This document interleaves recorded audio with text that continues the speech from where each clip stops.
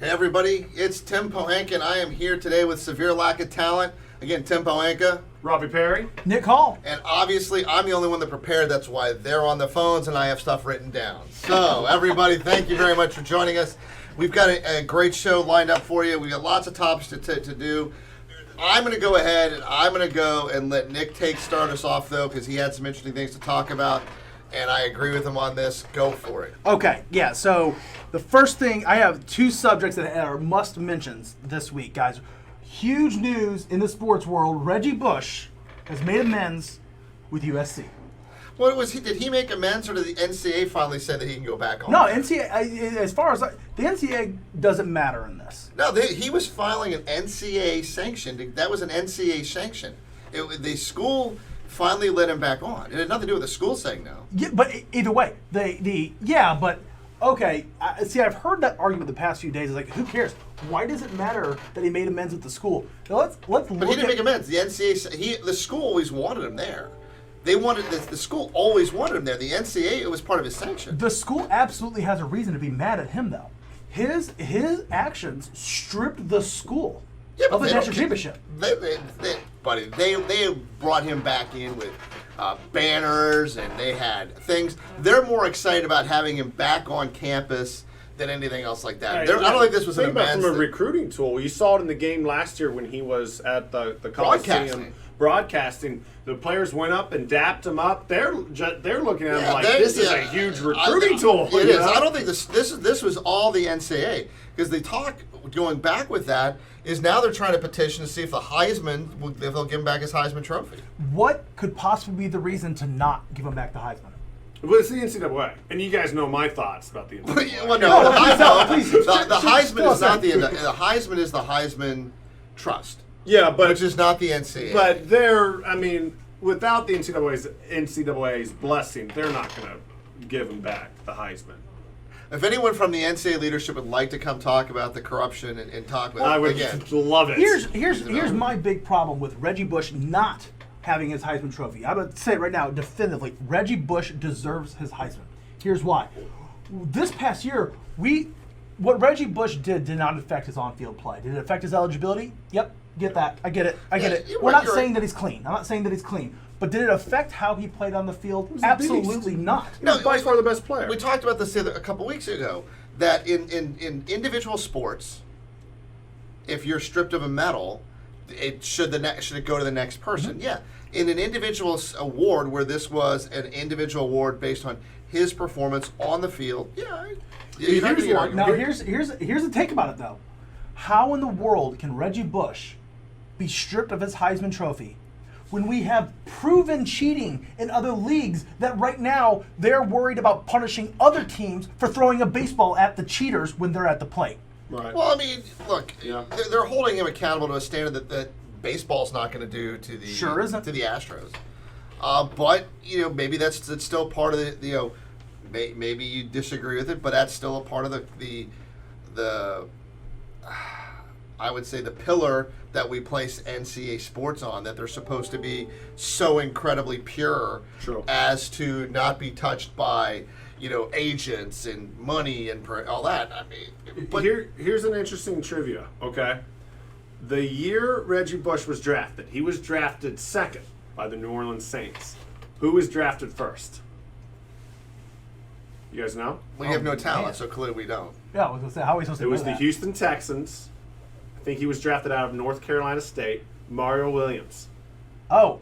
Okay, well, I was shocked when that happened. Reggie Bush had one of the greatest college years ever. You look at what the team needs. And Mario Williams coming out was and he was a beast. Mario Williams had a great career. He fell off at the end, but no, he's a beast.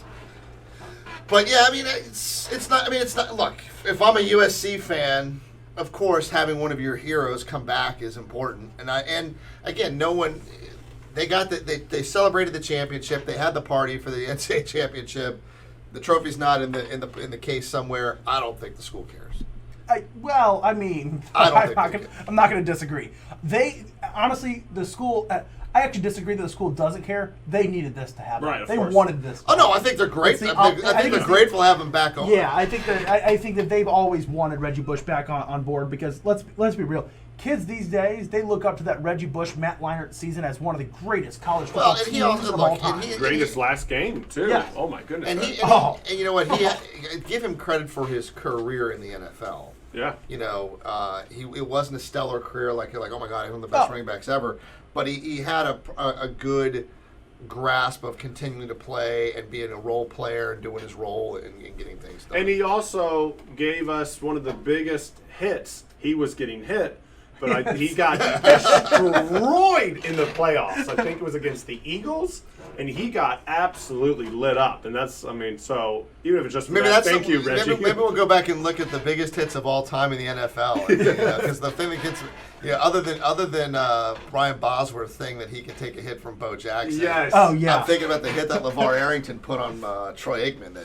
Now I'm gonna keep it in the NFL now. Yeah. And I'm gonna read off a couple stats that are gonna blow you away, and it's gonna relate to something that's going on right now in the media in the NFL. So I'm gonna read you guys an exclusive list of names. They're the only 4 or 5 players in the history of NFL to achieve this. I want you to guess. This is an exclusive. Exclusive. This is a severe lack of talent exclusive.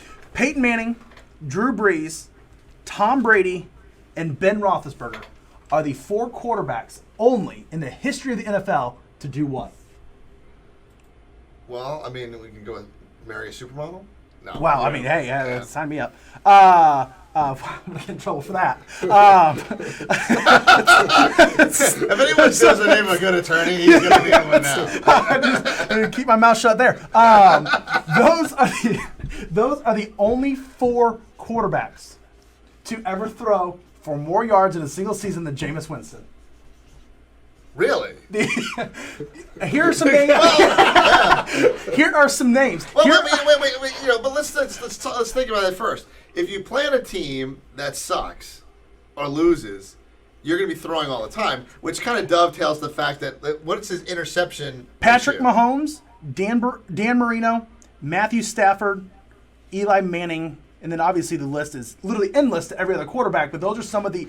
Kurt Warner in 2001, the greatest show on turf, are all behind him, also in the top 15, but behind. And then Jameis Winston, this was his last year, right? 2019, yep. How many yards was it?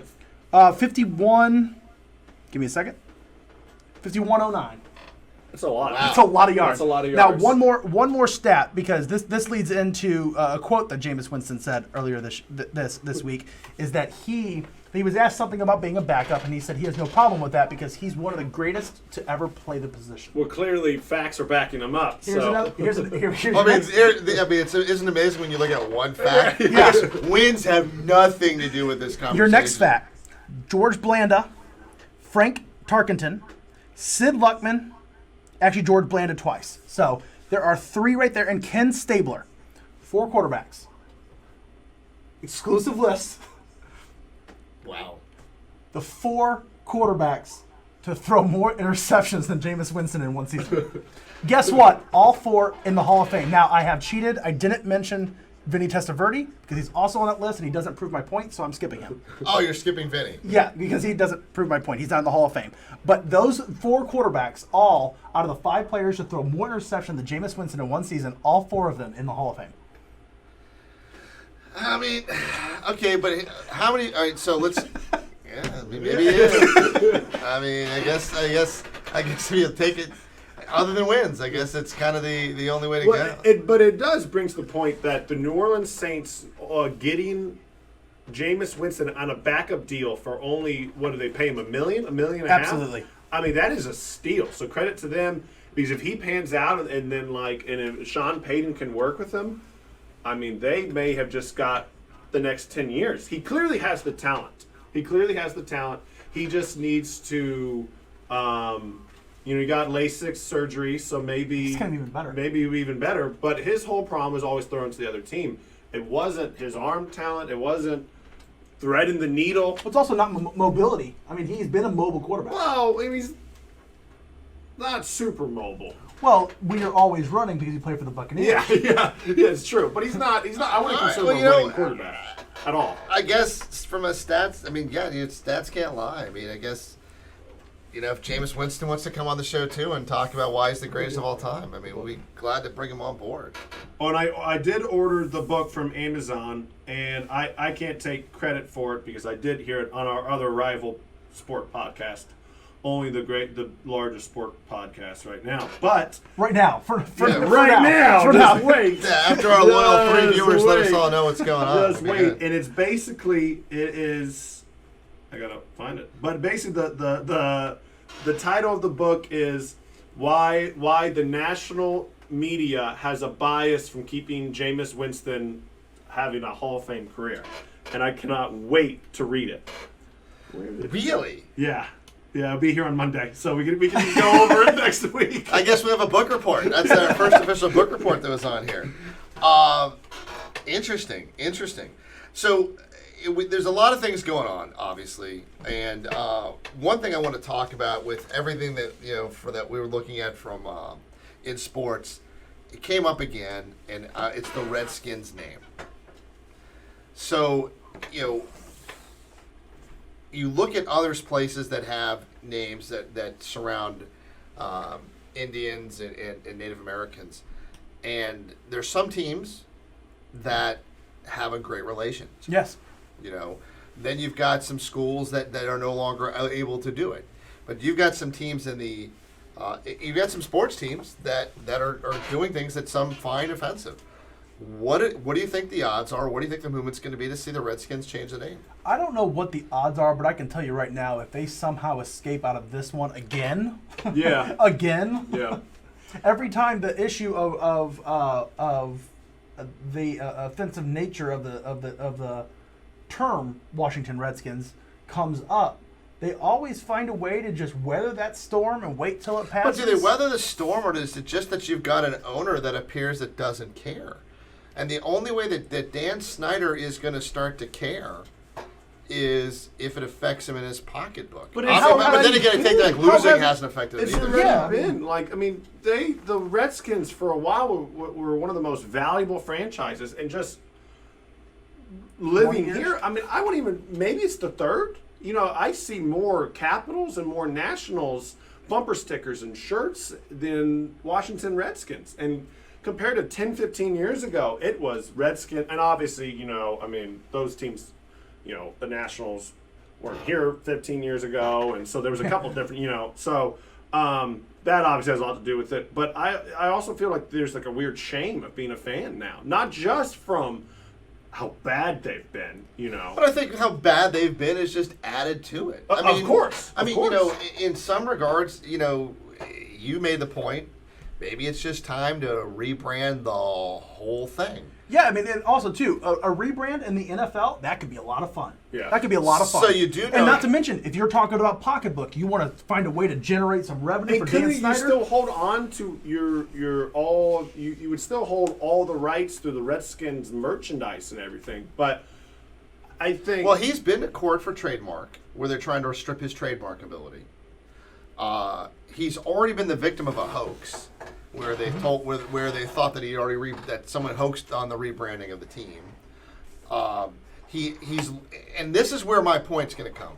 When you look at the demographics of the NFL, and you look at the demographics of the players in the NFL, will they finally hold him as accountable to this? That's the other question. Will the players themselves start to hold him accountable? I wonder if it goes.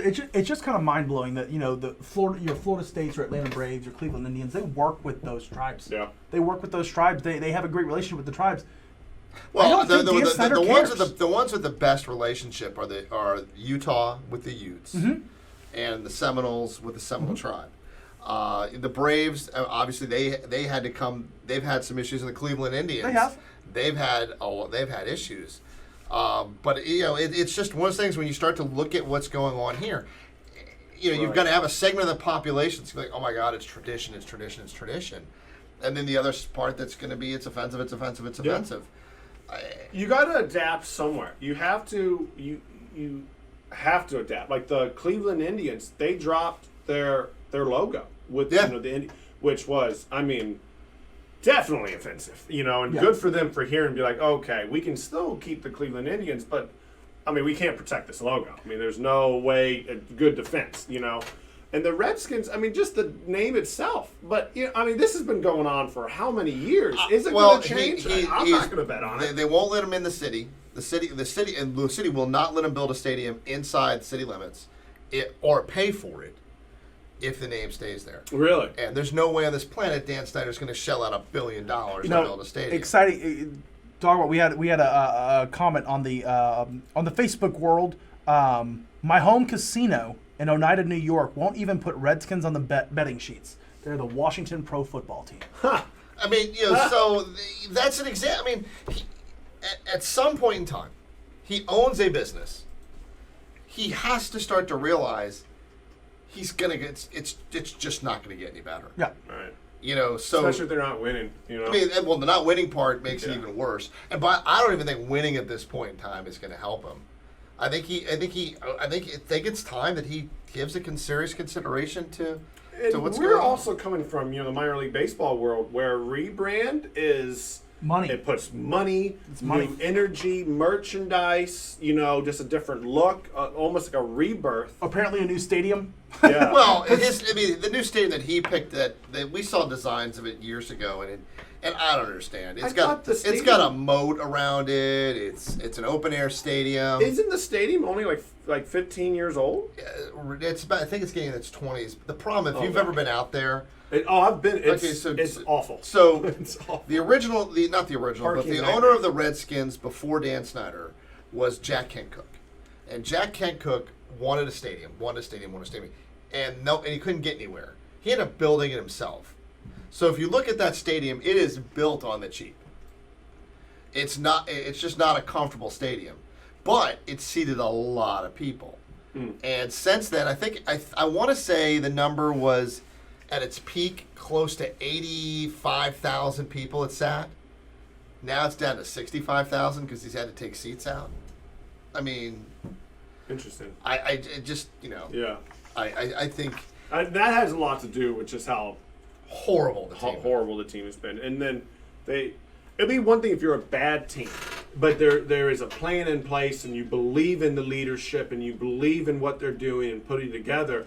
But when you're having Bruce Allen run the team for years, if I was a season ticket holder, I would be like, you're pumping into something you're not believing. He sued his season ticket owners. When in the economic turndown, people couldn't afford their season tickets. He sued them. Yeah, crazy.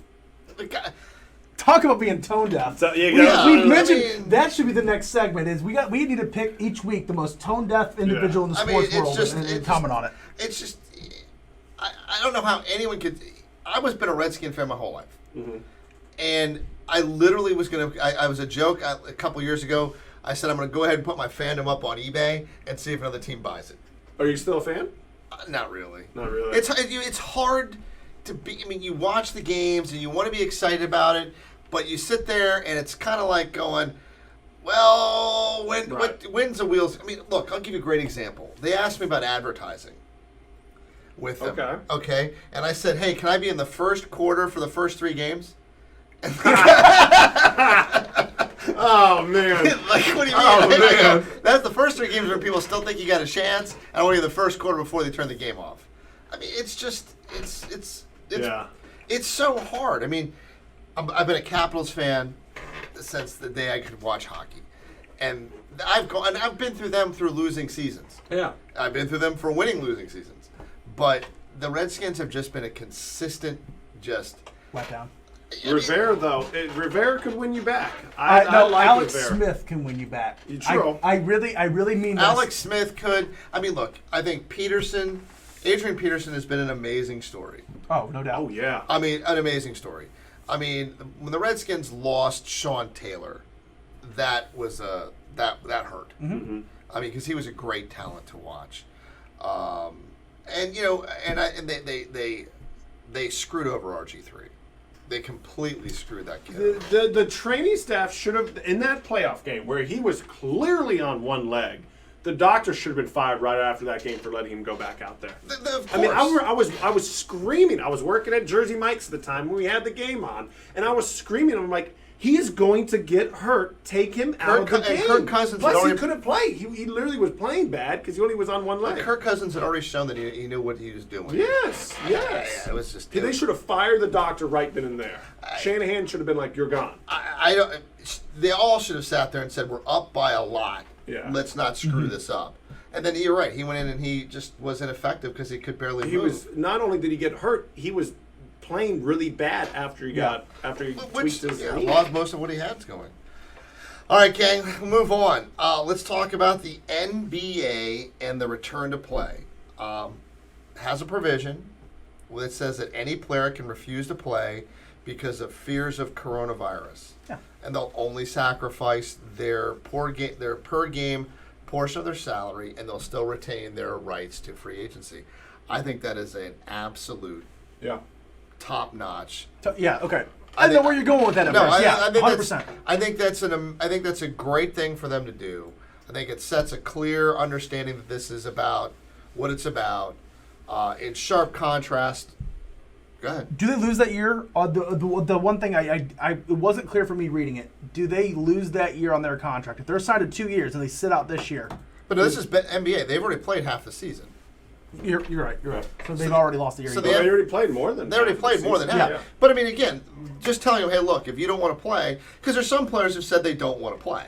Right. And by the way, they also told them if they don't want to play due to the George Floyd incident as well, they're willing to accept that as well. Mm-hmm. This just comes down to who wants to play and who doesn't want to play. But I mean, I think that's a pretty top-notch thing for them to do. It's good on the NBA. And I think most are going to play.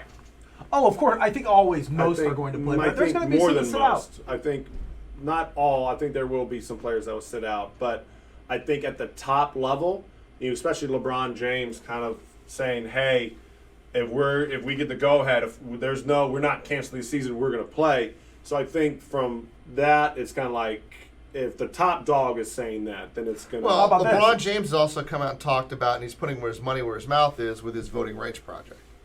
And so I do think you're going to see LeBron James play. I think he wants to take that national stage. He wants to be to be able to help promote voting rights. And it also there with everything that's gone on, we kind of forgot how important this Lakers season is right now because of Kobe. Like every player wants to try to honor. Hey, what would Kobe do? And that's go win a stinking title.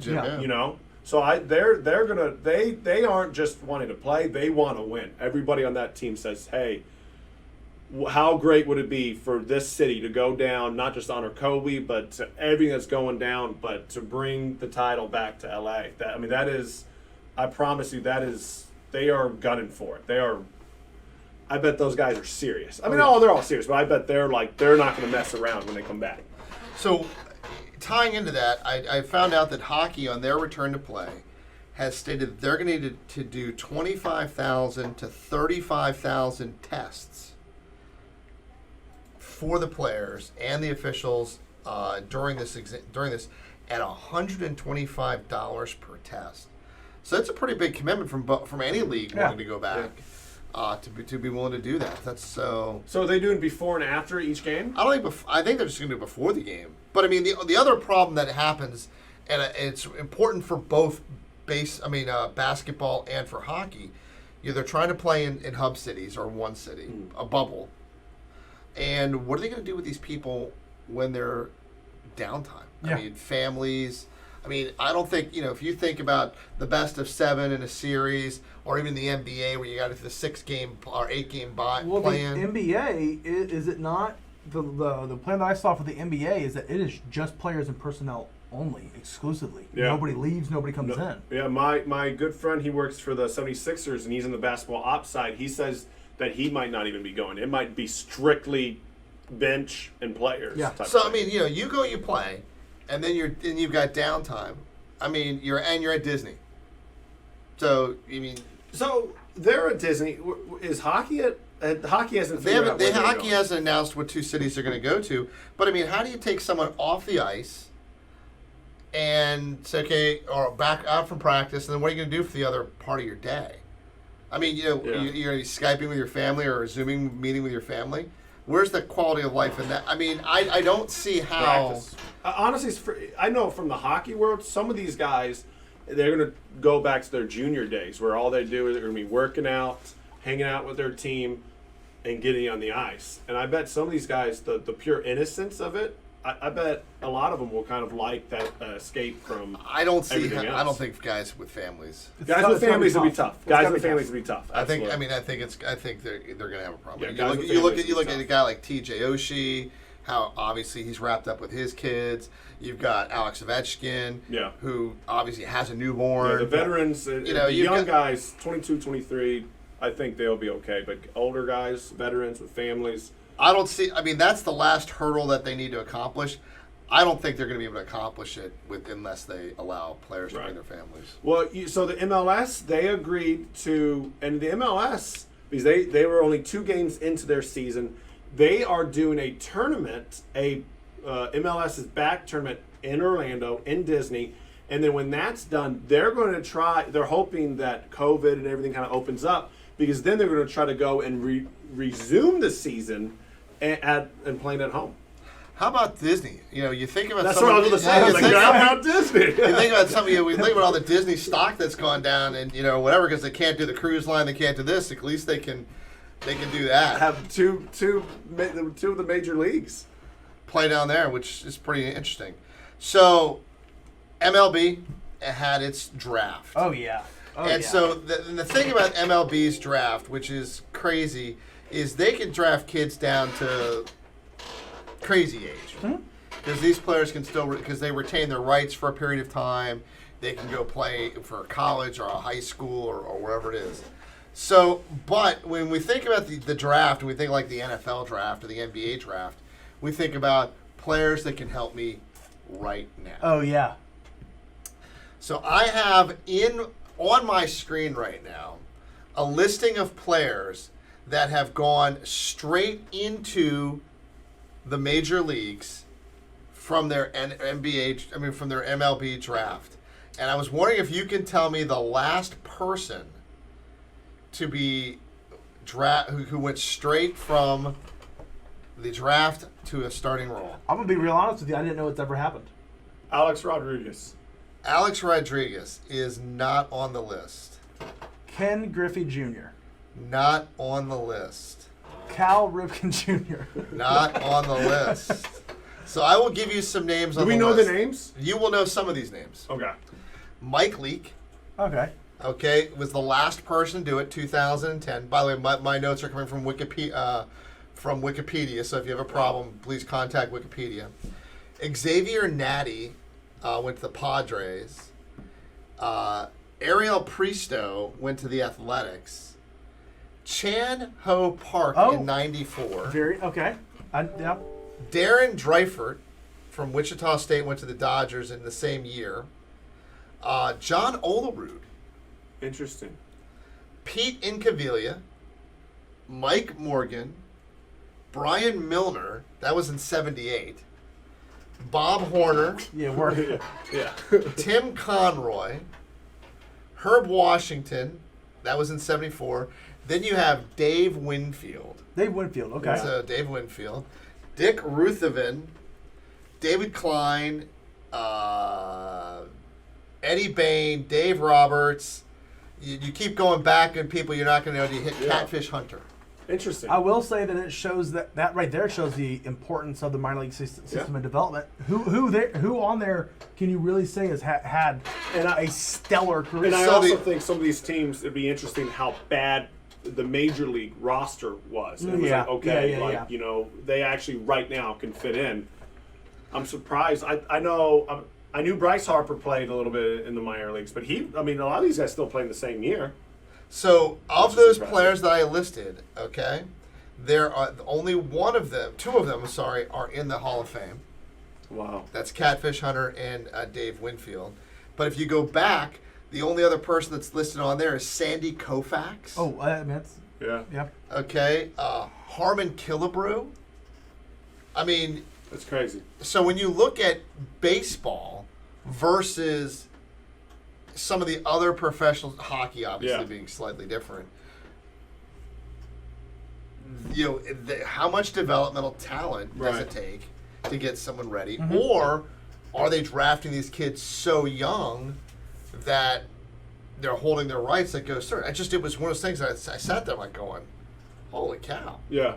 So what is the excitement of the MLB draft? That was what I was about to say. Is like that's why people usually don't know. I was going to say there's not excitement. That's why people usually I don't know anybody. I can't name one person that was drafted.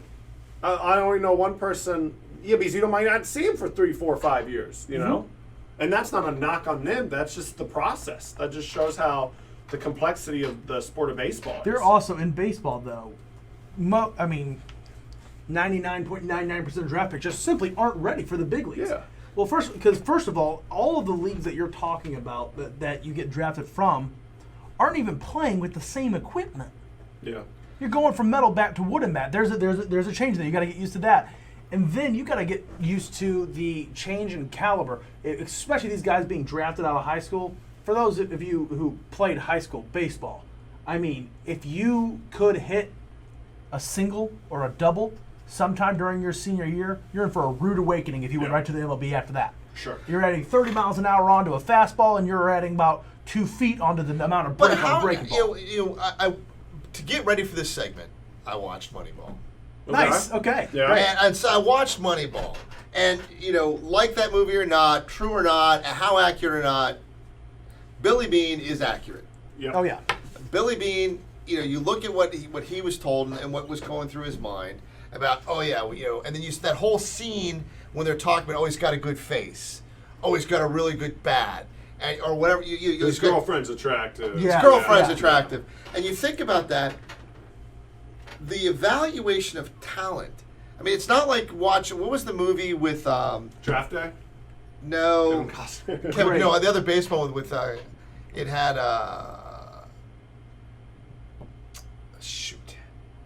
Clint Eastwood in it, where he goes, he's blind and he goes, do you hear this thing he hears, and it's a twitch, and the kid can't hit a curveball or something like that. Okay, Yeah. Okay, the arm, the greatest talent, or whatever it was. Yeah, it was. I don't know. But it had Amy Adams in it, so it was, how bad could it be? Yeah. So, but you see, look at that. So if you look at the Major League Draft, the first two guys the first 1, 2, 3, 4, 5, 6, 7, the first 6 or 7 guys were juniors in college. Yeah. Then you start going into high school seniors. Mm-hmm. It's crazy. I mean, and then you got a junior, you go high school senior, high school. You start going through these, and you start going, how do you know? Right. And then, even more importantly, I didn't realize this. Do you know the Boston Red Sox, because they were fined in the cheating scandal, they had to take a player that was expected to go in the 3rd round in the 1st round. That's a whole different story. Wait, why? Because they don't have enough money. Huh. Because you're only allowed so much They're not money allocated. You don't have money to sign to potential players. I have a good comment here on the social as well from Matthew Varan. Matthew says that the only reason he may know a few names drafted is from following college baseball. Yeah. He says specifically the Florida teams and that compete in the SEC, the greatest conference to exist, is the only reason you could possibly know. Did you go to school in the SEC? Well, I mean, obviously. I'm just checking to make sure. I'm making sure you're not like a Notre Dame fan. I mean, Notre Dame! From Texas, yeah. I mean, why did you, I was just checking on that one. I feel like you can meet me and just know what I'm just making sure, again, half the people who are Notre Dame fans never attended Notre Dame. Yeah. But it's a great point. It's a great point. I mean, Sometimes the only way you could possibly know these draft picks is by following college football. Even if you're just an NFL fan and you don't follow college football, and you're just an NFL fan, by the time the draft rolls around, you know. Oh yeah. You know most of the names going first round. The top 20 picks. I'm like, oh wow, he went 15 instead of 17. Yeah. Yeah. But then you start to look at how all right. So now again, let's also agree the pool of people that they're choosing from. It's a deep pool. It's crazy. But we're not significantly more than it's way deeper than that. And then you've got people going, well, I believe that the Astros had a B grade on their. Yeah. How do you know this? It's not even. I mean, you were talking about us having severe lack of talent. They got us. I mean, where's that crystal ball? Where do you get that from? You can't even, in my opinion, the NFL draft. You can always go back a year later and evaluate the draft. Right. You still can't do that in the MLB.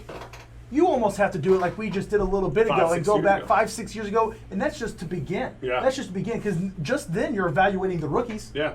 The rookies that were drafted this year won't be making their debut till 2024. Yeah. So using that Moneyball scenario, if they're good, if they're really, really good. 4 years is an extremely quick turnaround. That's a 22-year-old, 23-year-old MLB player. That's crazy young. So using that same scenario off of Moneyball, do stats in high school, do stats in college matter? Oh well, yeah. I mean, you're still going to need to take the best players that are out there. Yeah. Because I mean, do you want to spend your time trying to develop the best player or a player that is average on an average team? My point with this is you made a case, a different equipment, and you can make the case, different talent pool. So you look at, let's look at I'll use my quote unquote swimming career. You put me on one team.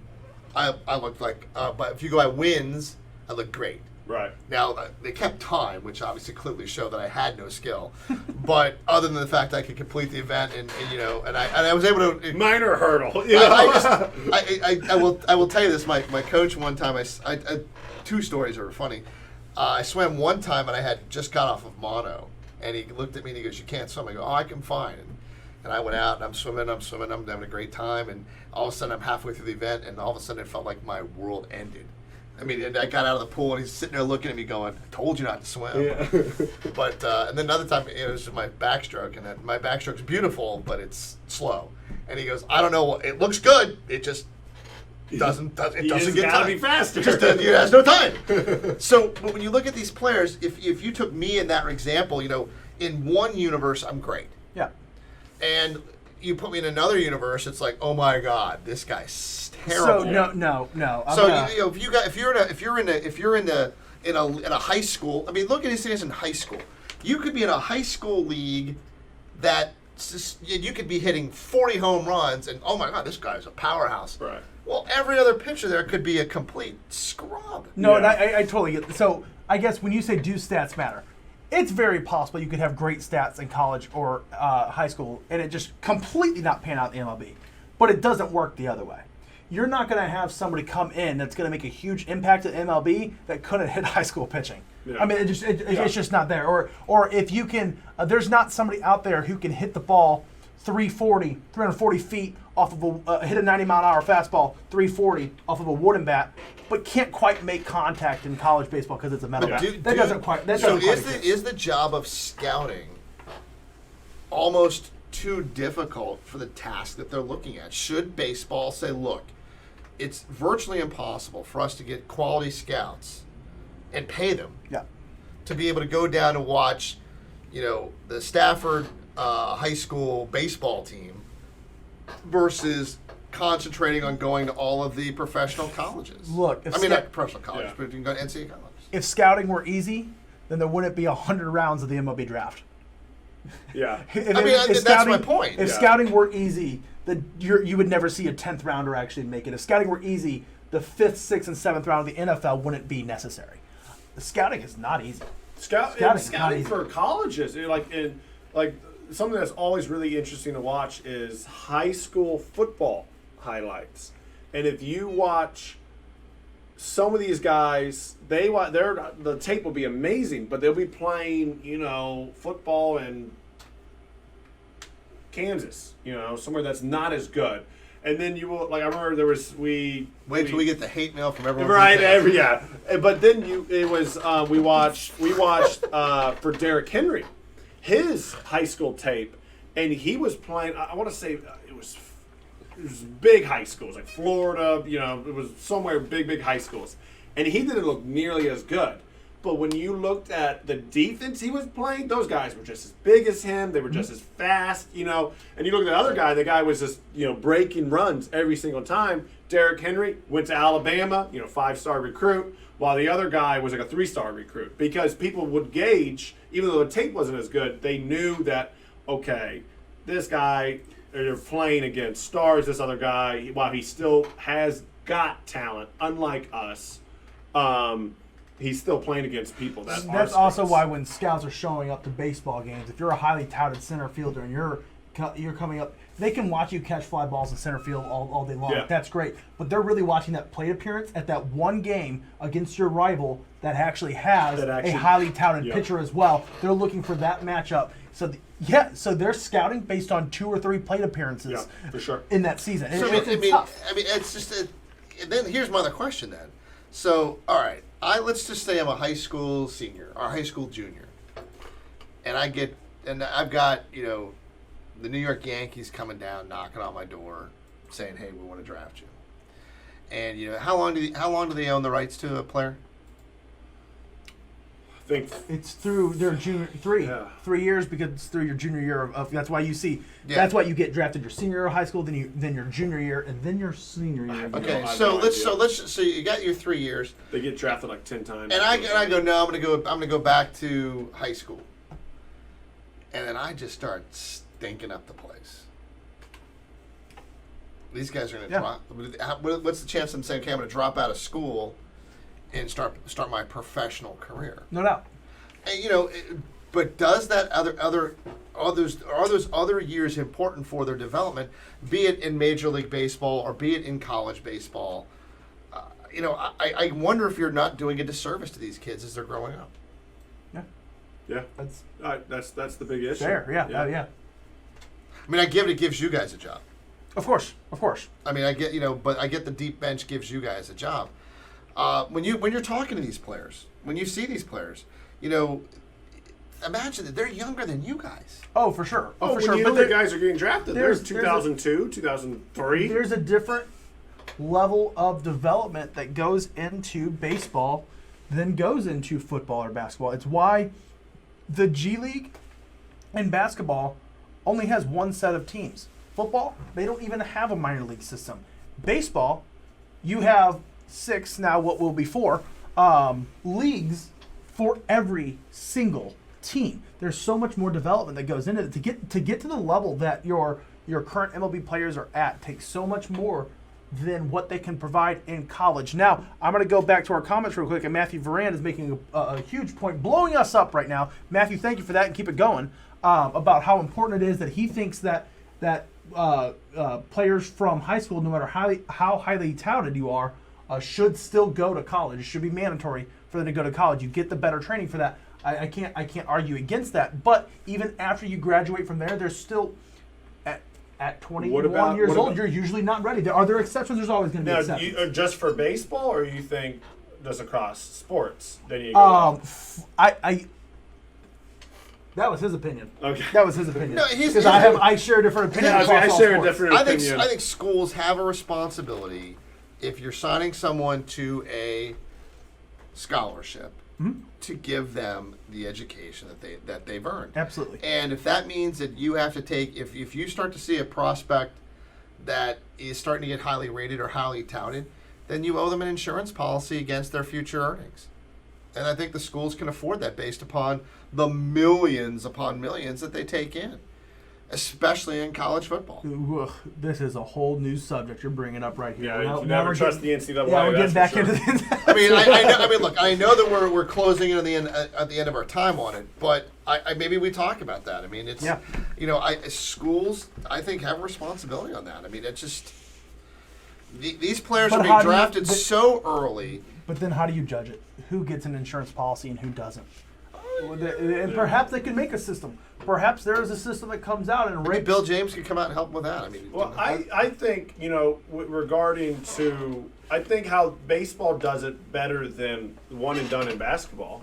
I think one and done in basketball is a disaster. Just let them come out of high school. You've had great players come out of high. Kevin Garnett, Kobe Bryant, LeBron James. Now you've had but you've also had some duds, and they've all been drafted. And they end up on the Wizards. I really think that baseball's structure is the best and should be carried to all sports. Baseball structure, you can go after high school, but if you don't go after high school, you have to wait 3 years. Yeah, I agree. Hockey does this is very similar, where you have the right to go to your junior team. Hockey does well. You're right. But I will say this, basketball going to the G League was probably the most important thing that they could have done for basketball. Yes. Because if you think about the number, and we have experienced this here, just from working with athletes as they come out of college. There's some kids who, they think they're going to go in the first or second round. They're out buying this on credit. Their agent's going, oh, yeah, go get this. And then they find out nothing. Yeah. And then they're hoping they go to Europe or something like that. So, Chris O'Neill brings up a great point.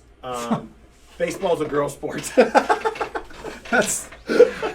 Well, hey, you know what? There's nothing better to leave it on than that. Yeah. And I'm sure you mentioned it earlier, the hate mail coming from Kansas. We'll probably, based on the number of viewers we've had today, we'll probably get as much hate mail from Kansas as we did from the Tampa Ray fans. Yeah, exactly. Yeah. Well, we're still compiling all of the Tampa emails. Yes. Yeah, we're collating those, and a few may have had to been sent off, for your protection or my protection. Make sure they were taken care of. Gang, it's been a great show this week. Look forward to next week.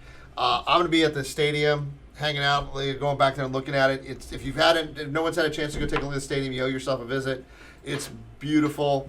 I am hoping that we'll have some way to play something or do something. We're going to find a way to do some kind of events out there, one way or another. Well, I talked to Seth and I said, hey, look, man, we should just, if we all go have like a charity game or something like that. We're going to find a way. And look.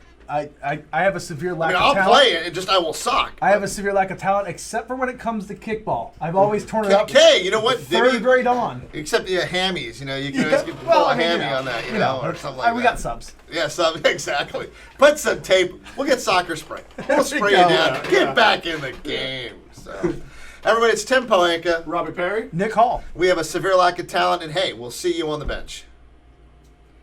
That's good one. Also, I don't know why, but during it, 3 guys, 0 talent.